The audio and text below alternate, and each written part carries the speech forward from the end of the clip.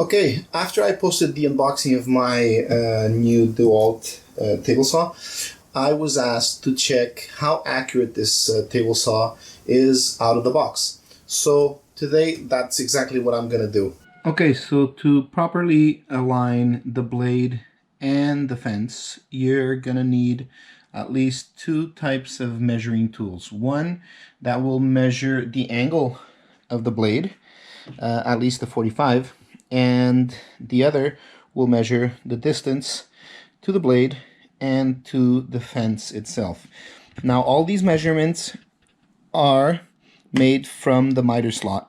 Set your dial indicator snug to the blade. Don't set it to the tooth because there can be differences on the teeth. I usually do it on the blade itself. So right there, it's at 0.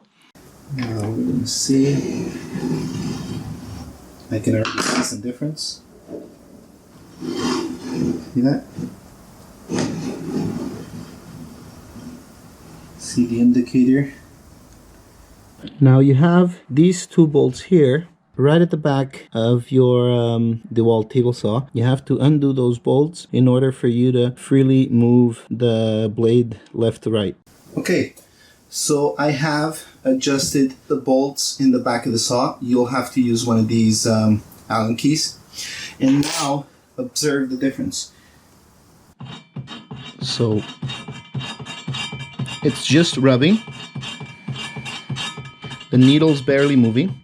So we're going to move that to the back and we're going to measure exactly the same part of the disc at the back. There we go. It's rubbing. The needle is barely moving. So to me, you know, that is excellent.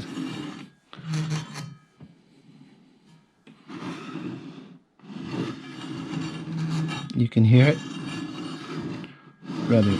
So I've spent a little bit with this, and it takes a little fiddling with it because sometimes you go and tighten the screws and they move the blade again, and then you have to untighten them again and then retighten them. It's a process, but once you get it done, it's dialed in beautifully. So this is one way of using the dial indicator, but you can use a caliper, you can use a ruler, you can use various types of measuring tools like I have shown here. As you can see here, this is another way that you can set up your caliper to check the alignment of your blade. So I have the caliper snugly tightened here with a clamp, piece of scrap, and over here you slightly adjust it to the blade. So it's barely kissing the blade. That's exactly what you want. Now, if you need to, obviously, you'll push in or out the needle to guide you through the process of aligning the blade itself. That's using the caliper. Another way you can check for alignment is if you have one of these, you can just find the reference point here on the miter gauge, like I have. Get your reference point and then put it right up to the blade and then just drag it along to see if you're good. If not, then you need to undo the bolts at the back and adjust it accordingly. The same way, you can use one of these combo squares. So all you have to do is use the same technique. Find your reference point here, stretch out the ruler, have it touch the front of the blade, you know, drag it to the back, check your alignment, and that's the way to go. If you happen to have one of these digital calipers, then you can also check your distance the same way I checked without the digital caliper. Okay, we're going to do the same thing for the fence. For that, I will be lowering the blade. The same way the blade is aligned to the miter tracks, the fence is also aligned to the miter tracks. You can just bring it in. That's it. And now, you see,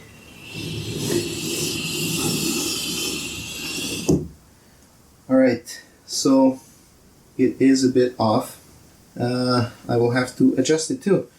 The fence system has this clip and release system. It moves out of the way just like that.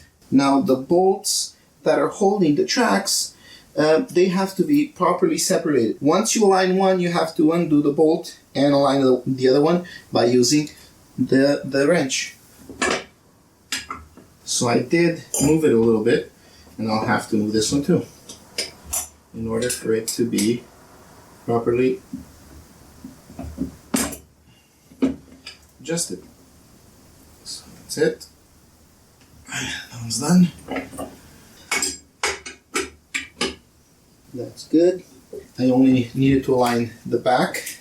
So the bolts you need to release are these, and then just like I mentioned, you need the wrench that fits perfectly right there and right there, and that's going to give you the perfect distance.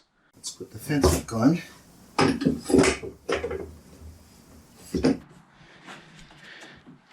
it there, and tighten it there, and now let's bring it back to the dial. See how that goes. All right, so it's touching. Let's see if you can hear it.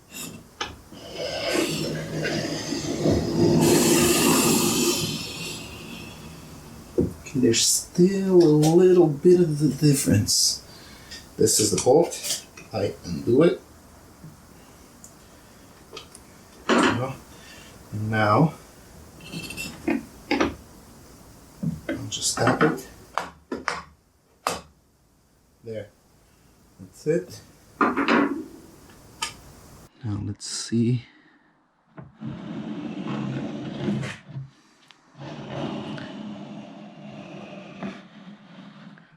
That is, to me, that is awesome.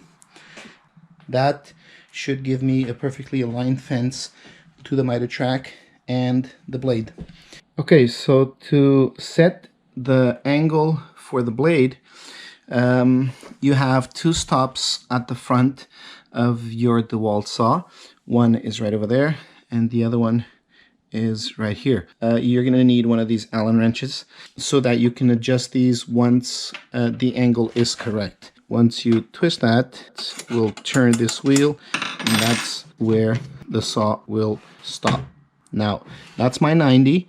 Tighten that. It should be good. To check for squareness, you can use various types of instruments. You can use one of these machinist squares.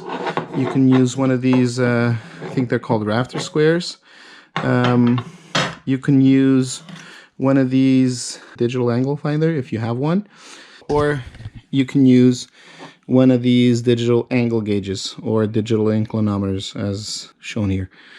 So to check for squareness, you can actually use your typical rafter square. That's exactly how you want your 90 degree. If you have one of these machinist's squares, you can use that too. It's right on the money. These digital angle finders, you turn it on, you zero it out, and then you get your, that is on the money right there. So that's exactly how you want that. Or you can use your angle gauge, turn it on. That is good, very good. So once you set that to the right 90 degree angle, you will tighten the wheel and adjust the bolt so that the stopper will be in the right position.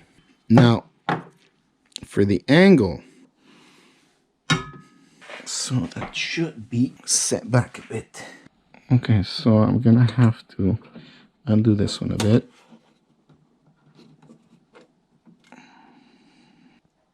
A little bit more.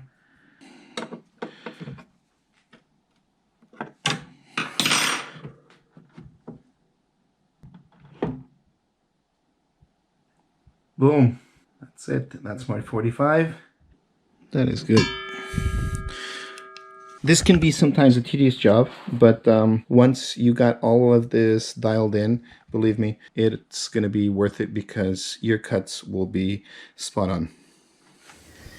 Is the DeWalt DWE 7492QS accurate out of the box. You have to consider what these table saws are made for. These are job site saws. That's what they're made for. To answer the question right out of the box, they are accurate.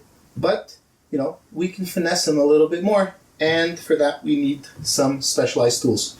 Okay, that's it. I hope you like it. I hope this video was useful. I'll see you on the next one.